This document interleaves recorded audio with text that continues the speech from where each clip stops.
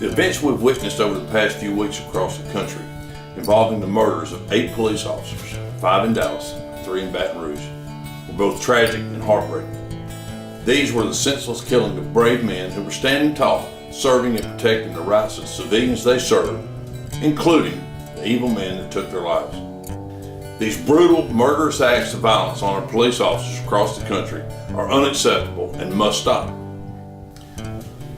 It appears the murders of the police in both Dallas and Baton Rouge were committed by self-radicalized killers, but they were motivated by their view of the police killings of African American males.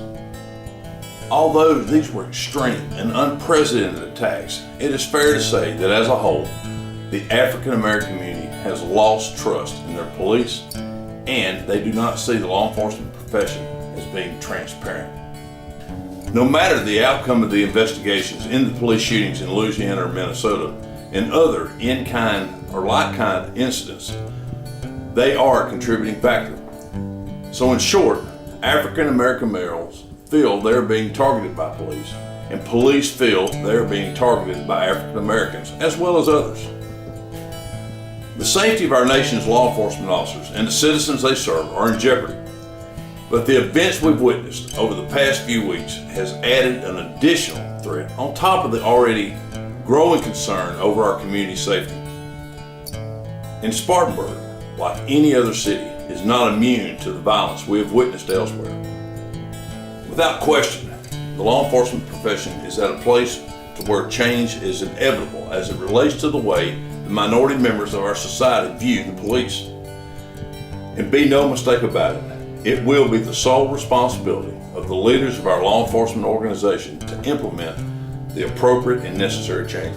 The decisions and the path our next sheriff makes as to how we move forward from here is extremely important. The future and safety of Spartanburg County and how it functions as a community depends on what he does on our behalf. Over the past few weeks, I've attended many community events, and it is obvious that our community leaders, our law enforcement leaders, and citizens are concerned about these types of violent acts coming to Spartanburg. It is obvious that everyone wants to take proactive measures to keep these types of events from happening here, but it will take much more than attending these unity services to make that become a reality. Unfortunately, however, our current sheriff has put Spartanburg at a higher risk of the possibility of these types of violent acts coming here than other cities. Sheriff Wright ensured that last April with his racially inflammatory comments about the NAACP and his threatening statements toward the LGBT communities. He has convinced no one but himself that he was misquoted, and he has certainly never made the first apology for his inappropriate remarks to anyone. When the sheriff made these statements, he selfishly did so without any consideration to the potential long-term fallout. The consequences of such inappropriate racial and threatening comments has placed undue danger on his own deputies and the citizens of Spartanburg County. Because these comments made news from coast to coast, Spartanburg is at a higher risk from outside radicals coming here to retaliate, just as it happened in Baton Rouge just in the past few weeks.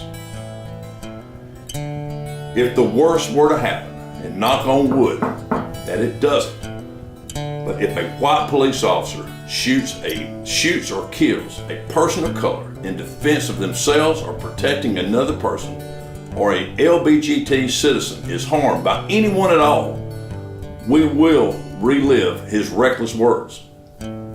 Our community's fate has been predetermined by Sheriff Wright's unacceptable and inappropriate behavior. This black eye will be with us until he is no longer the sheriff and will not go away not 1 second sooner. But there's more to it than just his inflammatory words. Other circumstances exist that only solidify these words and would lead any reasonable person to believe that where there's smoke, there is fire. In spite of the sheriff's recent comments of being an accredited agency, which he states will keep us from getting sued as often, and I'm taking it that he means in comparison to other unaccredited agencies. The media just recently pointed out through an article that Spartanburg County is sued at a higher rate than other like-sized counties. The article also noted that these suits are for civil rights violations of citizens, wrongful termination, and several of those refer to and include minorities that were discriminated against.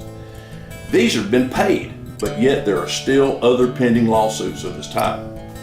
And then we have the termination of deputies for misconduct problems.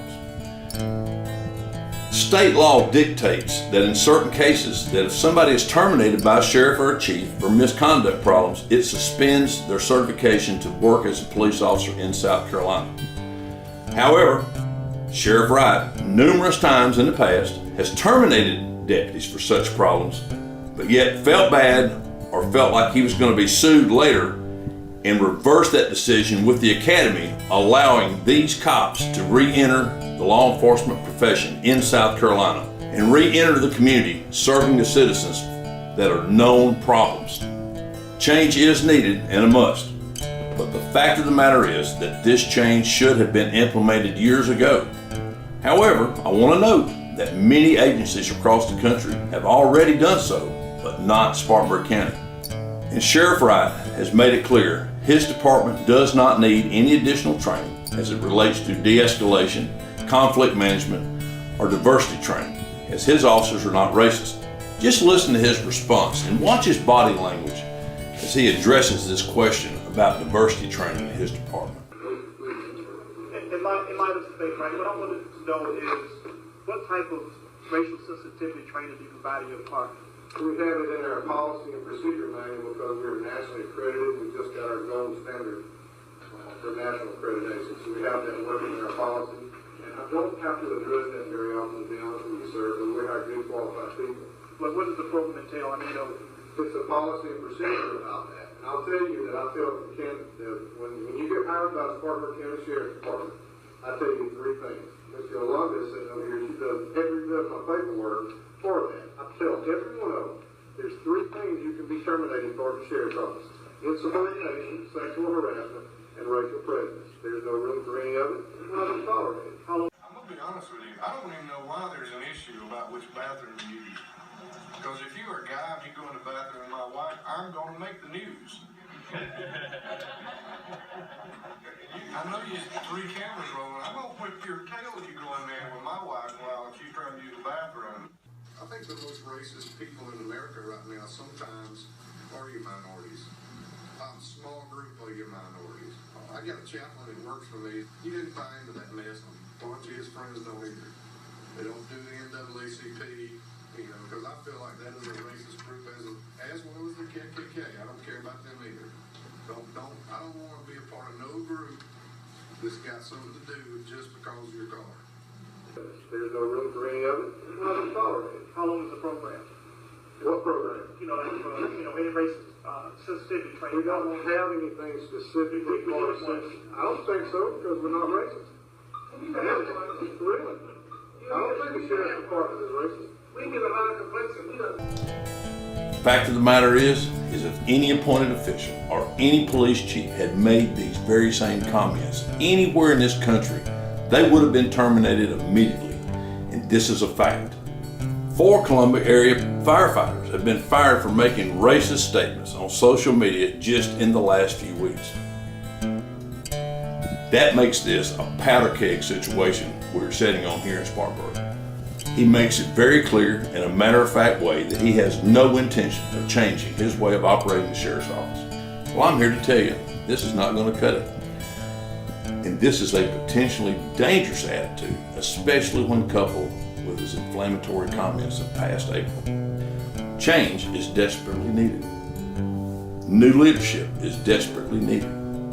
I am that new leader. I do have a plan and change and a vision for a better future for all residents and visitors who pass through or live in Spartanburg County. It is time for a new course at the Spartanburg County Sheriff's Office. I need your support, your vote, November the 8th. Thank you for following my campaign.